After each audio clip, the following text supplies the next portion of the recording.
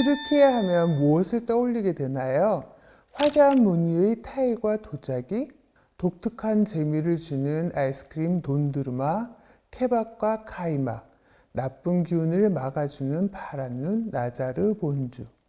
무엇을 떠올리든 이국적이고 색다른 멋이 가득한 튀르키예는 한때 아시아, 유럽, 아프리카, 세계의 대륙을 아우르던 오스만 대제국이었습니다. 그리고 많은 유럽인들의 유행을 불러온 패션의 중심지였습니다. 저는 인형을 통해 세계 문화를 소개하는 세계인형박물관 학예사 김진경입니다.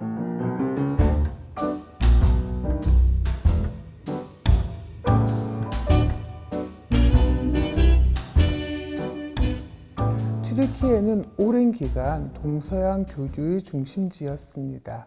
뿐만 아니라 예로부터 찬란한 문명이 잇따라 꼽힌 곳이기도 합니다. 고대에는 그리스와 로마의 문화가, 중세에는 비잔틴 제국의 교회 문명이, 또 1453년부터 이슬람 문명인 오스만 튀르크족이 대제국의 영화를 누렸습니다. 튀르키예의 선조는 중앙아시아에서 유목 생활을 하다가 이주한 튀르크족입니다. 튀르크족은 방목을 위해 서쪽으로 진출하면서 세력을 확장해 갔습니다. 셀주크 튀르크족은 아랍인들이 주도하던 이슬람 세력을 통합해 이슬람 지도자가 되었습니다. 셀주크의 뒤를 이은 오스만 튀르크족의 메후메드 2세는 1453년 비잔티움 제국의 수도 콘스탄티노플을 포위해 배를 산으로 끌어올리는 기상천외한 방법으로 세계사에서 가장 인상적인 장면 중 하나를 연출하며 오스만 제국의 시작을 알렸습니다. 성 소피아 성당을 이슬람 사원으로 바꾸고 콘스탄티노플을 이스탄불로 개명해 수도로 삼았습니다. 1516년에는 시리아, 팔레스타인, 이집트를 정복하고 지금의 이란, 이라크 국경까지 영토를 넓혔습니다. 1520년 술탄이 된 술레이만 1세는 오스만 제국의 황금기를 누렸습니다. 튀르크인들은 원래 수렵 생활을 하던 사람들이었고 중앙아시아의 기후는 극한의 더위와 추위를 오가는 날씨였습니다. 더울 때는 옷을 벗어야 했고 또 추워지면 옷을 껴입어야 했기 때문에 몇 개의 옷을 겹쳐서 입고 벗기 쉬운 차림이 필요했습니다. 보온을 위해 소매나 발목은 좁게 만들어야 했고요. 오스만 제국 시절에도 중앙아시아에서 입던 옷의 특징은 그대로 이어집니다. 보통은 살와르라고 하는 윗부분이 펑퍼짐한 바지와 셔츠 위에 카프탄을 입었습니다. 카프탄은 고대 페르시아에서 시작해 중앙아시아, 서아시아로 전파된 고대 의상입니다. 직선 재단에 앞이 트인 길고 헐렁한 튜닉 형태입니다. 호천 카프탄, 겹천 카프탄도 있고 솜을 넣어 보온성을 살리기도 하는 등 다양한 응용이 가능한 옷이기도 합니다. 몇 겹의 카프탄을 겹쳐 입는 경우도 많았습니다. 천으로 벨트를 하기도 하고 단추로 여밈을 하기도 했습니다.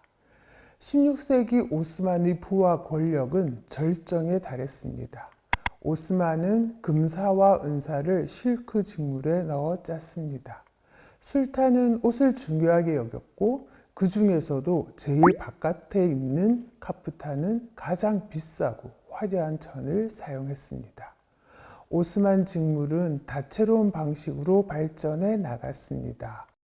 왕궁의 옷을 위해 금사와 은사, 실크를 활용한 여러 가지 직조 방법들이 시도되었고 발전해 나갔습니다. 특히 이 특별한 직물을 짜는 방식은 어떻게 하면 술탄을 돋보이게 만들까에 초점이 맞춰졌습니다. 올이 치밀하게 짜여 한쪽 면은 광택이 있고 다른 면은 어두워 무늬가 도드라지는 방식의 다마스크, 다채로운 무늬를 짜 넣은 브로케이드, 짧고 부드러운 털이 표면에 드러나게 만드는 벨벳 직물 기법이 발달했습니다.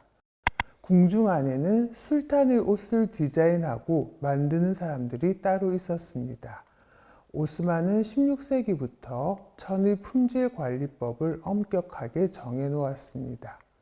특히 실크와 관련해서는 천을 짤 때 쓰는 실의 무게, 길이, 꼬임, 염색 방법 등이 모두 세세하게 정해져 있었습니다. 직물의 판매도 관청의 허가를 받기 전에는 마음대로 할 수 없었습니다.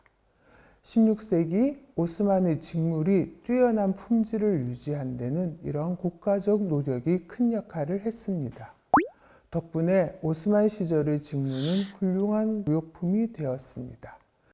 교황의 옷이나 왕들의 의대용 천으로 수출되기도 했습니다.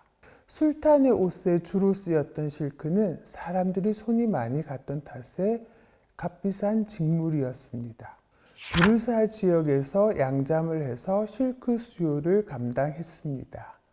옷감이 충분하지 않을 때는 당시 직물이 발달했던 이탈리아의 베네치아, 피렌체, 제노바에서 재료를 수입해 왔습니다. 오스만에서 많이 사용한 천의 무늬를 살펴보면 다양한 문화권의 영향이 스며들어 있는 걸 알 수 있습니다.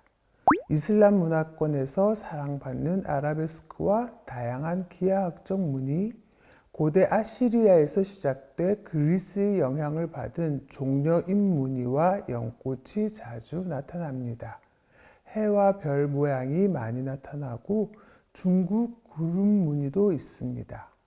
세 개의 원과 물결치는 선으로 이루어진 친타마니 무늬, 끝없는 매듭 무늬 등은 중국의 영향을 받았습니다.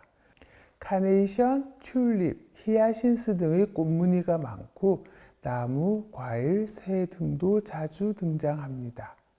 오스만 제국에서 이렇듯 다양한 무늬가 등장하고 발전한 데는 이민족에 대한 포용적 태도의 영향이 컸습니다. 오스만은 20개의 다민족과 4개의 종교가 공존한 사회였습니다. 국가적 차원에서 문화적, 종교적 자유를 인정해 주었어요. 무슬림 국가였지만 비무슬림에게 자치를 허용하는 밀레트 제도가 있었습니다. 머리 장식도 오스만 복식의 주요 요소였습니다.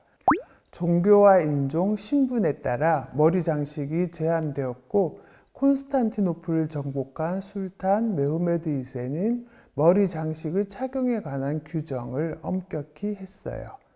술탄은 터번에 보석이나 해오라기 새의 깃털로 장식했습니다. 해오라기 깃털은 권력의 상징으로 여겨졌습니다.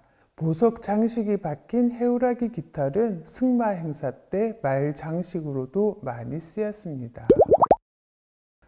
제국의 절정에서 탄생해 화려함의 극치를 달리던 오스만의 문화는 서유럽에 전해져 18세기 튀르크리라고 하는 열풍을 낳기에 이릅니다. 튀르크리는 유럽의 다양한 분야에서 오스만 제국의 문화를 소재로 한 예술 작품이 유행한 것을 일컫습니다. 프랑스 상류층을 중심으로 오스만 제국산 카페트를 수입하는가 하면 복식, 건축, 음식 등에서 오스만인들의 생활 양식을 모방하거나 수용했습니다. 유럽과 오스만이 기독교와 이슬람이라는 종교로 첨예하게 대립했던 시절이었는데도 불구하고 이 같은 현상이 일어난 것은 상당히 흥미로운 일이지요. 오스만 제국 사절이었던 슐레이만 아아가 1671년 루이 14세를 아련했을 때 푸대접을 받은 일이 있었는데요. 원래의 외교적 목적을 이루지 못한 슐레이만 아아는 파리에 집을 빌려 오스만 스타일로 꾸민 뒤 방문자들에게 커피를 대접했는데 이후 파리에는 커피 열풍이 불었고 17년 후인 1689년 최초의 카페 프로코프가 문을 열었습니다. 로코코 시대 많은 프랑스 화가들은 오스만 복장의 초상화를 그렸고 카페트, 가구, 커피, 두건, 소파, 팔찌 등을 모두 오스만 양식으로 따라했습니다. 하지만 오스만 제국의 영화는 17세기부터 조금씩 기울기 시작했습니다. 1683년 오스만은 오스트리아 빈을 공격하다 실패해 퇴각해야 했고 1699년 카를로비츠 조약을 통해 유럽에서 점령했던 많은 지역을 되돌려줘야 했습니다. 오스만 제국의 영토가 처음으로 작아졌습니다. 오스만은 이제 영토 확장이 아니라 유지를 걱정해야 했습니다. 오스만 제국의 옷들도 예전과 같은 품질을 유지할 수 없었습니다. 직물에 대한 관리는 느슨해져서 품질은 떨어지고 오스만 사람들은 유럽 패션에 눈을 돌렸습니다. 19세기에 이르러서는 유럽의 패션으로부터 영향을 받습니다. 오스만 제국의 영화도 의복의 쇠퇴와 함께 저물어 갔습니다. 중앙아시아에서 시작해 숨가쁘게 세력을 확장해 마침내 600년이 넘게 지속된 오스만은 1922년 튀르키예에서 일어난 국민혁명으로 그렇게 역사에서 퇴장했습니다. 인형 속의 문화가 알록달록 어쩔 수다 튀르키예 편이었습니다. 감사합니다.